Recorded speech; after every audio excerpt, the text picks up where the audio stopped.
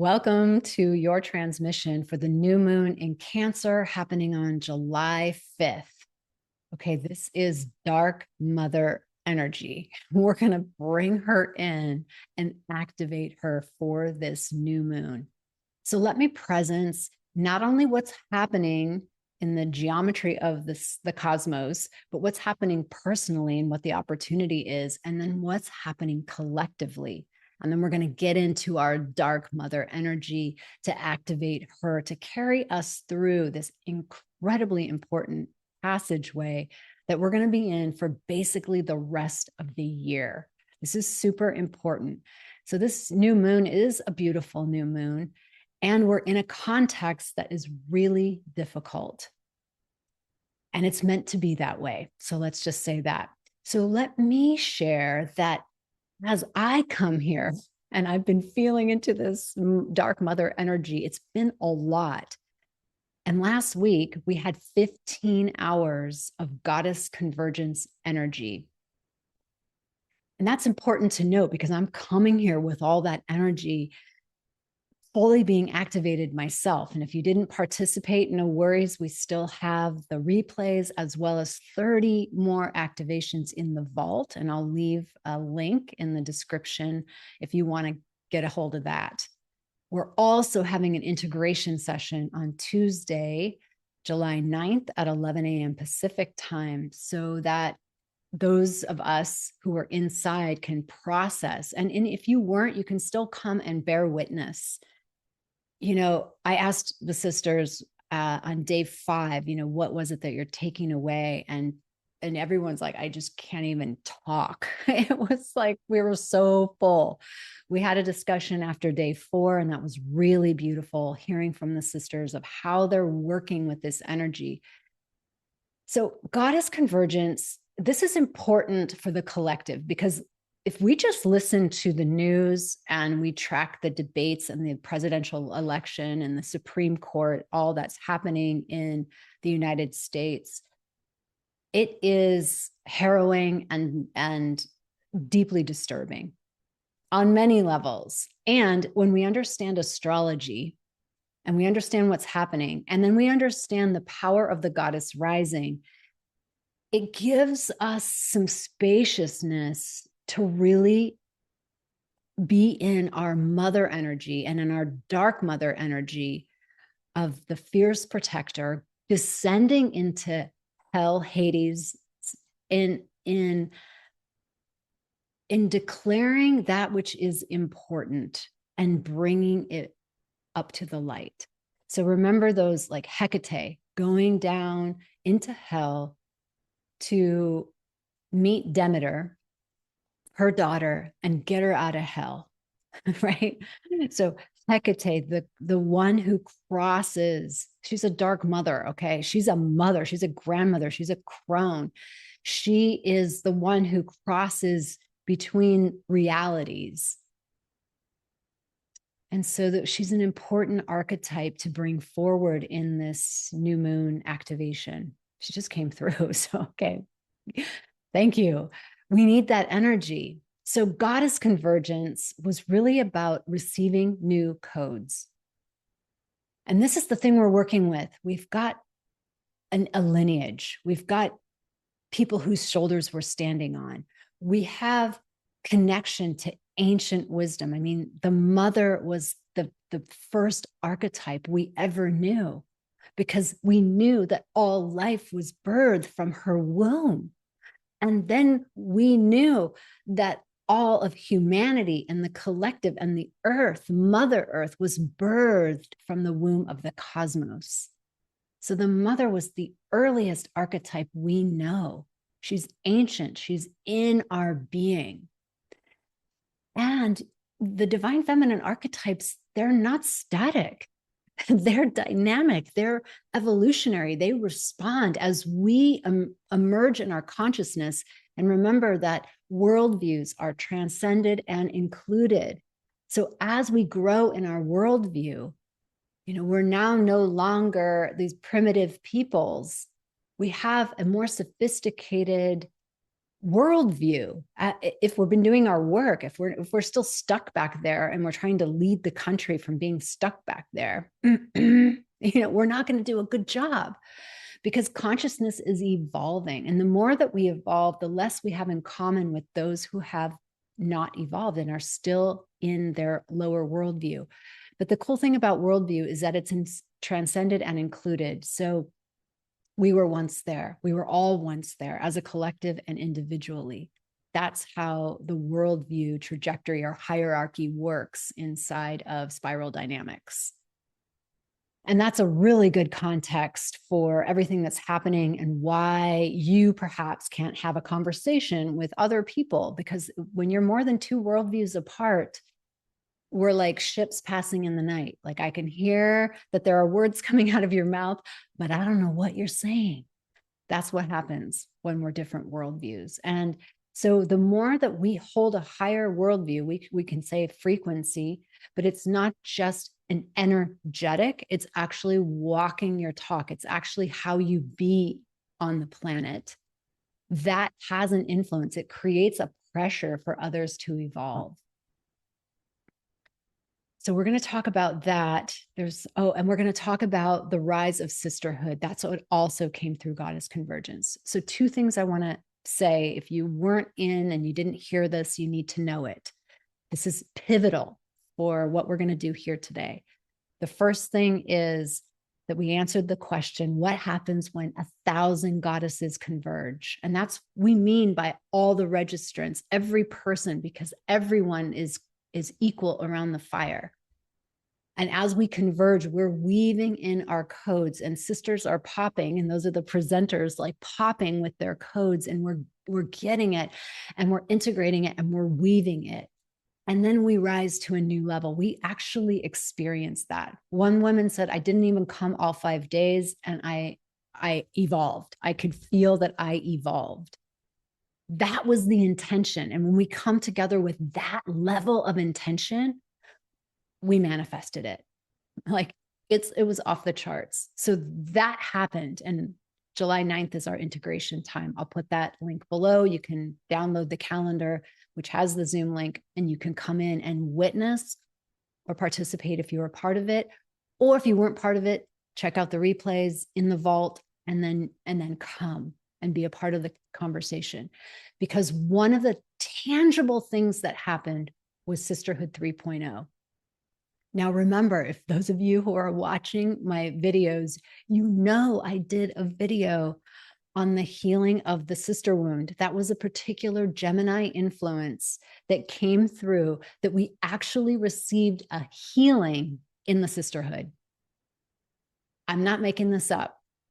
Then we get to Goddess Convergence. I'm not thinking about that at all. I did the transmission. Now I'm showing up. We have over 1,100 women who registered, and we presenced everyone who was committed and adding their energy to this endeavor, to this convergence.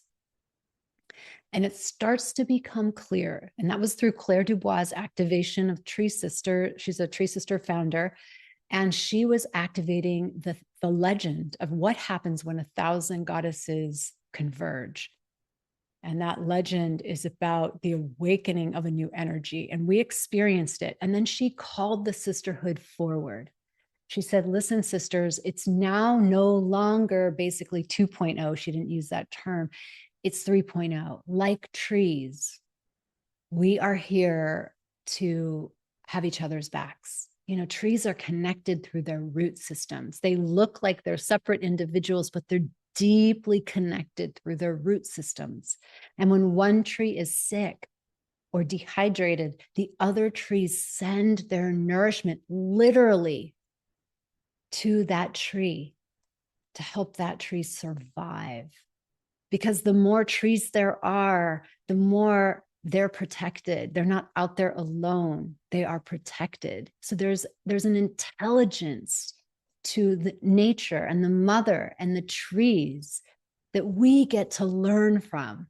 And Claire brings that through from her inception and now the flourishing of her organization, Tree Sisters, even though she's not with them formally. She's on sabbatical. She came out to deliver this message for us. That's super important. So we have 1,000 goddesses. We have evolution. We have our sisterhood 3.0. Now it's going to be messy. So let's hold space like the mother would hold space. The mother doesn't look at a baby and say, why aren't you walking? Or doesn't look at, an elementary school kid and say, why don't you know chemistry? Or why don't you know how the world works in this way? She understands the development. So from that perspective, we get to hold our own development as sisters who have come from a lineage of being together, and then in a patriarchal system where we were turned on each other, where we have turned on each other, to put it simply. And now we're coming to a place where we are opening our hearts. We're choosing to trust the mother and not buy into the scarcity, and really know that our flourishing is connected to our sister's flourishing, which is connected to our brother's flourishing, which is connected to all beings flourishing, which is connected to the entire planet flourishing. And that is where our consciousness is growing to that next level. And let's hold space. It's going to be kind of ugly, anytime we're new at something, it's kind of ugly. And we're going to have to hold space for that. So, that's what happened. So that's where I'm coming to in that context. And then we've got some big astrological things happening, one of which is the United States' Pluto return is being implicated. We started that in really 2020. And it's a low moving process. Pluto is retrograding back into Capricorn. So between September and November 19th, Pluto, the one that we're naming as the responsible energy for this shift from one era to another, is visiting the past. And we have the US elections happening right there. We also have Mercury retrograde right there. Every other planet will also be in retrograde except for Venus. So it is a very intense time. And I'm in the United States, so I can feel the collective energy. I can feel the collective fear. And that's why the Dark Mother wants to come through this new moon. I'm going to read you something from Frederick Woodruff, who's an astrologer and an intellectual, and he has a Substack. He talks a lot about esoteric astrology, but also really practical as well.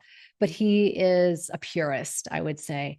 And he's quoting Jessica Murray. And if you don't know Jessica Murray, I think her group is called Mother Sky.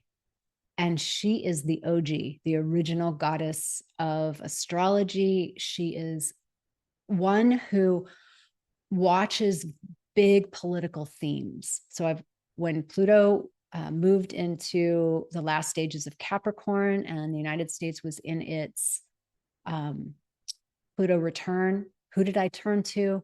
Jessica Murray. And I bought her thing and devoured it. She's just brilliant. She's an academic. She's a Jungian. She is smart AF. And so she said, and I'm going to quote her, and then I'm going to just share a little bit about what they said. So they both did, in his Substack, he did an article on Biden and then an article on Trump prior to that. But this is just, I think, will help frame the whole thing. Astrology is very good for this. She said, the trouble is, as a dusty old remnant of the straight party ticket days, Biden's from an era that's over. Biden is from an era that is over. Both of them are, but we're talking about Biden in this article. 2024 isn't about ordinary politics. It's about apocalyptic politics. So that frames it. I mean, I get chills saying that, and that frames it. So what he says is the United States is caught in a bizarre phase shift in the lead up to the 2024 election as the fumes from the 15-year-long Pluto through Capricorn transit floats over the cusp leading into Aquarius. The nation is caught in a protracted fugue, forced to witness and live out the crumbling remnants of the American dream. Oh, so that outer indicia of breakdown is also what's happening on our lives, whether that is relationships crumbling, jobs, identities, all of these old vestiges of the way that we used to do it. Even this two-party system in the United States, why that has never been cracked, I don't even know. But there are new forces at work, and these forces are on its face hard to say good or bad. It's very tempting to label all of them as bad. And we also get to trust that what energy we're bringing through is making a difference. And this is why I said this on day 5. I said that the more light we bring in, we see more dark. Now imagine that if you have a candle that you're holding in a dark room, what's the radius of light? Well, not very big. If a flashlight is the same way, if you're beaming a flashlight on the ground, you can pretty much only see right in front of you. You can't see right over here and over here, and certainly not behind you. But if you take a floodlight and shine the floodlight in the room, everything illuminates. And so now you can see the dirt in the corner. You can see the dead body over there. You can see things you weren't able to see before. And that is what's happening with the amount of light that we are radiating through our intention and through our being together, because we know, and we have evidence for this, that when people are in a collective, when 2 or more are gathered in a collective, Heart Math did these studies, that it literally changes the field. They can measure by certain indicia of either crime statistics, Schumann resonance. They can measure that things change. So while our group, wasn't in the millions, it was enough. It was, as the Tibetans say, 1,000. What happens when 1,000 come together? So I believe that we're going to see a lot of dirt as this light gets brighter and brighter. It's like this is what the polarity does. So I presence all of that because we're going to bring in dark mother energy. Now, as I said, mother energy is all of it. she's all of it. And we know that in ourselves as our own mother energy. And even if you don't have biological children, like I don't, I have lots of mother energy. And she comes in the form of space holding. She's the vastness.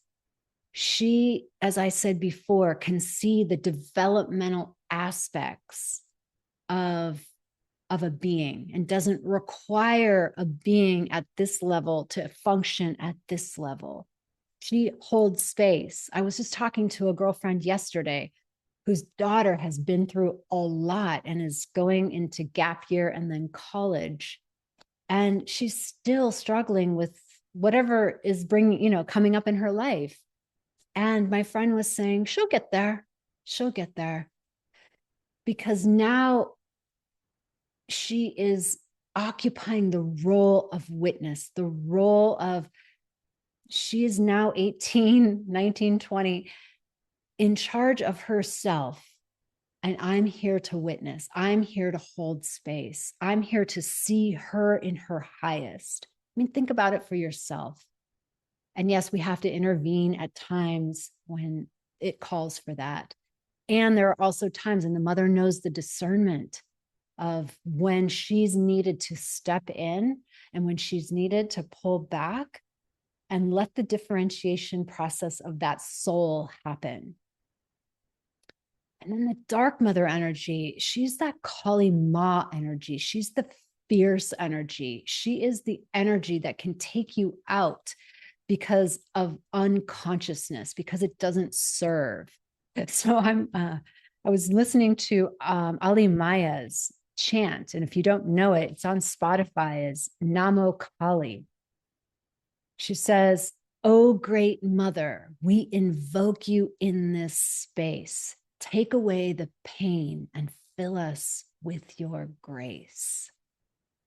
And then she says, "Burn it all away, Kali. Burn it all away.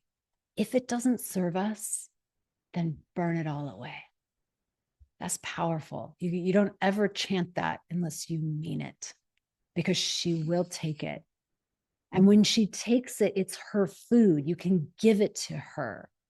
The dark mother consumes it and she alchemizes it. So she takes the blood of her enemies, and that is unconsciousness or the parts of us that are dying, and she turns waste into food. So just imagine that alchemical love, like the love that would transmute. That's like the love of that, the story of Yeshua descending into hell, alchemizing unconsciousness, providing a way forward through love. That's the mother energy. She provides a way forward through love, and it's going to be messy. Did I say that? Can I say it again? I'm reminding myself. So the mother energy is the most powerful archetype, the most powerful energy. Why? Because she's primal. She's been here since the beginning. She's our first archetype, and every deity is given her name. Kali Ma, Lakshmi Ma, JJ Ma. Everyone's given her name. So let's invoke her for this, for the task at hand. We have now risen to a certain level of consciousness as the goddess, knowing our power through the archetypes inside of us, through receiving the codes from the ancient ones whose shoulders we are standing on, to also the modern ones who we are becoming, because we are morphing and changing. The goddess is not static. She is dynamic. She is constantly shape-shifting and moving to meet the moment. She is not intellectual. She is meeting the moment at all times. And if she has to turn herself into a freaking serpent to do it, she will. If she has to turn herself into a cow, she will. If she has to turn herself into a cockroach, she will. She has all of this at her disposal because she is responding. She is in an alchemical relationship with the now, with the present. Wouldn't that be amazing to be able to do that? We'd have to get out of here and really live in an alchemical way with the now. So let's do that. Let's invite that energy. Let's invite the mother and the dark mother here on this Cancer new moon, where the stakes are high for humanity. And I believe that no gains in consciousness are lost. So we keep going, we keep going, we keep showing up, we keep holding the light. And so here we go. Let's get ready for that. First, let's just tune in for a moment.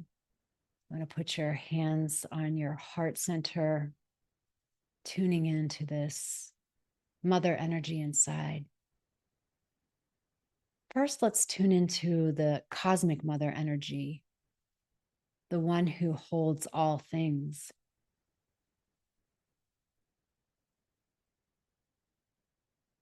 She's got deep, deep capacity to witness.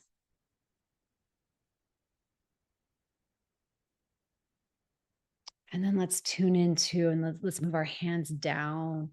Move your hands down, move down into that belly, that womb space, and add a triangle to that womb space. And let's tune into the mother who births, the mother who births worlds, who births humans, who births worlds, who births projects, who births new energy, new codes, new light codes. Feel that power in your womb space. And then we're going to invoke. And like she's going to bring her ferocity forward. This is the dark mother. So let's invoke. Get your biggest growl on, moving that energy, big energy. All right, so that's our bringing these tripart energies, this Hecate energy, this Bhuvaneshwari energy, this Kali Ma energy, Lakshmi Ma energy, the Ma energy of which all is named Ma, bringing her forward, Ma, Ma, Ma, bringing your hands open, Ma, Ma. And now, like, lower your body, squat yourself a little bit, bend your knees, Ma, Ma, Ma, Ma. Just chant the name Ma as you hold this light energy, but it's like we're not closing it off, we're holding it open.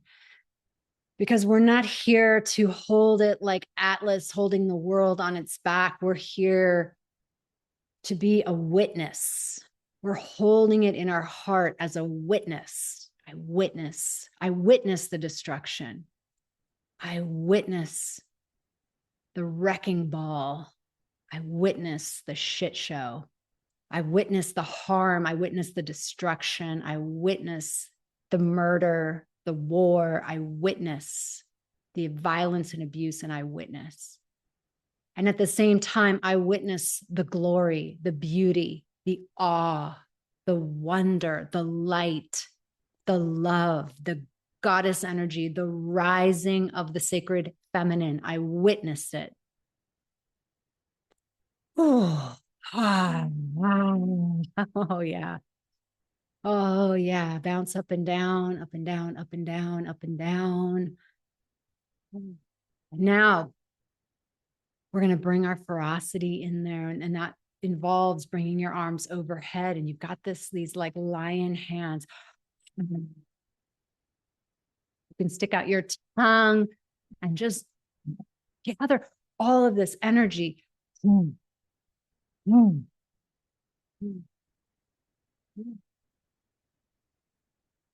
then bring your fingertips and just extend them forward, up, up, up like antenna, and receive the message from Kali Ma.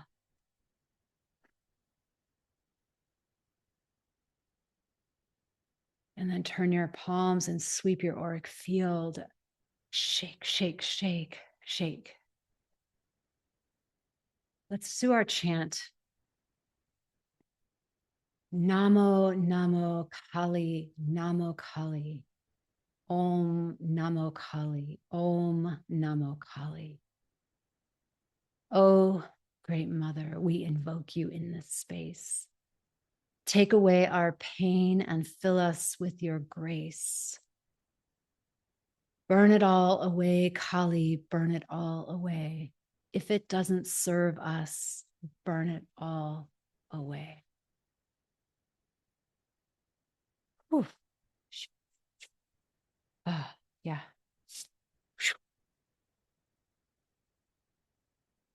Come back to eye contact here as we complete this activation. There may be more in there for you, because there may be just shit you need to burn up. You need to allow it to go to the dark mother. Allow her to alchemize it. This is what we're doing right now. There's a lot we can't worry about. We can't know about it. We just witness it. We feel it so we can heal it in ourselves. And we really trust that as 1,000 goddesses come together, that it changes things. That's our commitment. That's what we are causing and creating through our very intention. It's an imaginal act. And I'll talk more about the imaginal world in another video, but it's an imaginal act. It's drawing in the nonlinear forces. And so it's a very big activation for this new moon in Cancer.